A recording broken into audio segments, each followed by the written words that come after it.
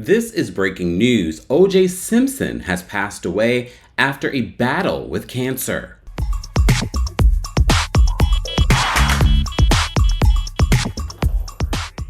Welcome back to the Kempire channel, your number one source for pop culture news and music, entertainment, reality TV, and so much more. As always, be sure to like this video, subscribe to the channel, and hit that notification bell so you never miss out on breaking news when we go live or when we upload.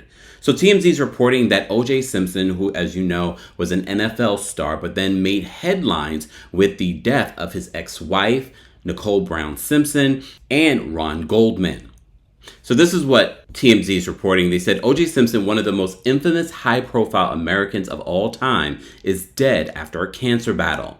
The former NFL great who stood trial for the double murder of his ex-wife Nicole Brown Simpson and her friend Ron Goldman in the 90s, only to be acquitted, passed away Wednesday in Las Vegas.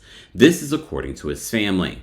So according to OJ's official Twitter, it says, on April 10th, our father, Orenthal James Simpson, succumbed to his battle with cancer. He was surrounded by his children and grandchildren. During this time of transition, his family asks that you please respect their wishes for privacy and grace. The Simpson family. TMZ continues. They say he was surrounded by his children and grandchildren when he died Wednesday night. Simpson's attorney also confirmed OJ Simpson's death to TMZ. OJ had reportedly been battling prostate cancer in recent years, and his health took a turn for the worse of late, with him landing in hospice care within the past few months.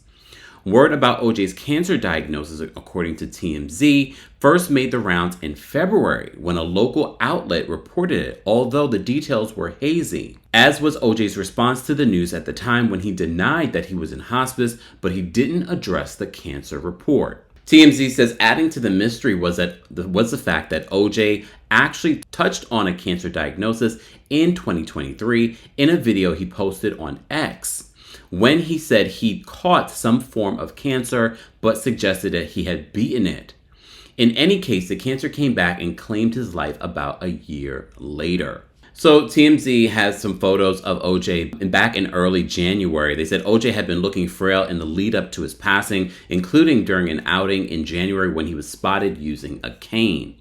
The last time OJ posted a video of himself talking about the Super Bowl, where he said that he was rooting for his former team, the San Francisco 49ers. He seemed to be in good spirits then. He was seated in the clip and talking from the backyard of a home. TMZ says that it goes without saying that OJ's life was momentous for a variety of reasons, lots of good and bad, especially in his later post-football years. Before that, though, he was a beloved All-American hero on the field, a Heisman winner from USC, and Buffalo Bills legend. Even after football, he was a bona fide A-lister in Hollywood, acting in tons of movies and TV shows, and famously serving as a face in pitchman for Hertz for many, many years. But of course, TMZ writes this, all of that goodwill left in the 1990s when he was accused of the heinous of his ex-wife and her friend. So they say his death marks the end of a multi-decade saga of crime and intrigue surrounding OJ, which peaked after the brutal slayings of Nicole and Ron in 1994. And in the aftermath of what was dubbed the trial of the century, when OJ was prosecuted on national TV. So even before he was apprehended by police for questioning in the immediate aftermath of the murders, OJ led cops in a low-speed chase in his Ford Bronco on LA freeways. I remember this as a kid. I believe this was a Friday night. Interrupting TGIF, and I think that's why I remember it. They said a moment that was nationally televised and one of the most dramatic shared experiences in modern American history. A lot of that really overshadowed his football career. I think when people think of OJ Simpson, they don't think of him as a football star. They think of him as possibly a murderer. They said once he was caught, a case started to form with him as the prime suspect. Prosecutors eventually charged him, alleging OJ carried out the horrific stabbing deaths of Nicole and Ron at her Brentwood home on June 12, 1994. OJ hired a so-called dream team of defense lawyers led by the late Johnny Cochran, who ran point and helped pick apart the state's case. A fundamental element of Cochran latched onto during the trial was the fact that LAPD detective Mark Furman had made racist remarks in the past, which OJ's defense team suggested could have led him to planting a bloody glove found at Simpson's home. This also led to another pivotal moment in the trial when OJ's team requested that he be allowed to try on the gloves in court for the jury, and then ended up not fitting him perfectly. Remember that saying, if it don't fit, you must acquit? Damn, Johnny was a lyricist and didn't even know it. They said that prompted Cochran to eventually utter the famous line during closing arguments, namely, if it doesn't fit, you must acquit. In the end, the jury bought that defense. OJ was acquitted of the charges, to the shock of much of the nation. However, not too long after that, sidebar, I was in high school when I believe we were watching it in high school. Like, it was that important to what was going on in pop culture. Everyone, even in my Catholic boys' high school, we had to see what was going to be the outcome of this trial. They said OJ was acquitted of the charges, to the shock of much of the nation. However, not too long after that, OJ was sued by the Goldmans and the Browns in civil court for wrongful death. And the case played out in Santa Monica, where a jury found him liable for the deaths of Nicole and Ron. He was ordered to pay tens of millions in damages, which he has yet to pay. Well, at least all of it.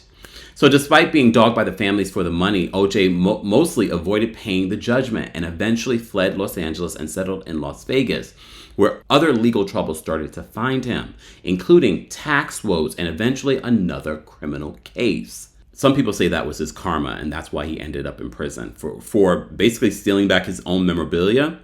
So TMZ reminds us, it says in 2007, he was accused of busting into a Vegas hotel room in an attempt to recover sports memorabilia that he believed had been stolen from him, rolling up to confront the new owner with a bunch of goons in tow and with weapons, according to prosecutors. So OJ was eventually arrested, charged, and prosecuted, and ultimately convicted on all of the charges. OJ was in prison for a long time until he was released on parole in 2017. Once OJ got out of prison, he ended up settling down in Sin City, where he lived a relatively private and peaceful life out of the public eye, although he was active on social media, often posting on Twitter with his opinions on sports, politics, and other topics.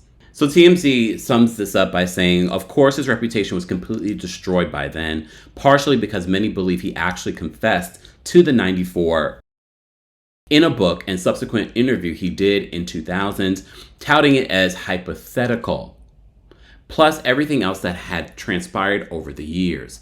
And yet, OJ was still approached by a lot of fans post-prison, regardless, posing for pics often. He also still had support of some of his family, including his children. OJ Simpson was 76 years old. Guys, as always, I want to know your thoughts and opinions on this breaking news that OJ Simpson has passed away at 76 years old due to a battle with cancer. As always, be sure to like this video, subscribe to the channel, and hit that notification bell so you never miss out on breaking news when we go live or when we upload. Thanks for watching. Ooh, you bring the lighter, I got the fuse.